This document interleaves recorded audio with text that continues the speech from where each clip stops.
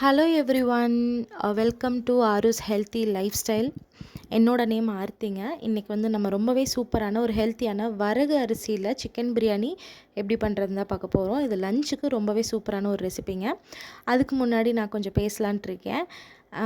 நான் இதோட weight loss challenge start பண்ணி 17 டேஸ் கம்ப்ளீட் ஆயிடுச்சுங்க. இந்த 17 டேஸில் எனக்கே ஆச்சரியமாக இருக்குது. நம்ம இவ்வளோ டிசிப்ளினாக இருந்திருக்கோமா, நம்ம இவ்வளோ கட்டுப்பாடோடு இருந்திருக்கோமாங்கிறது வந்து எனக்கே ஒரு ஆச்சரியமாக தான் இருக்குது.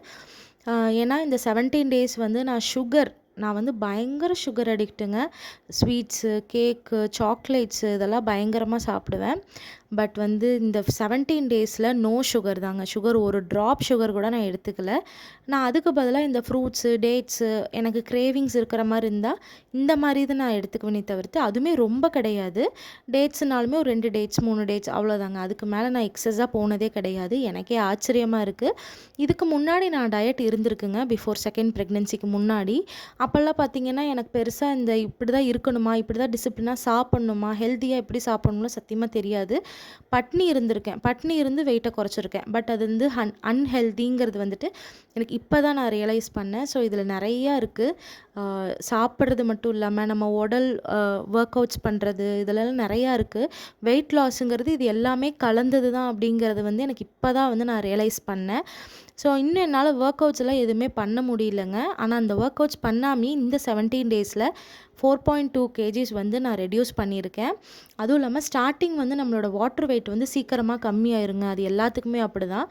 ஒரு குறிப்பிட்ட அளவு ஒரு 7 கேஜி 8 கேஜி வரைக்கும் ஒவ்வொருத்தவங்க உடம்பை பொறுத்து இருக்கிறது. எனக்கு வந்து ஓவர் வெயிட்டுங்கிறனால எனக்கு ஈஸியாகவே கம்மியாகுது.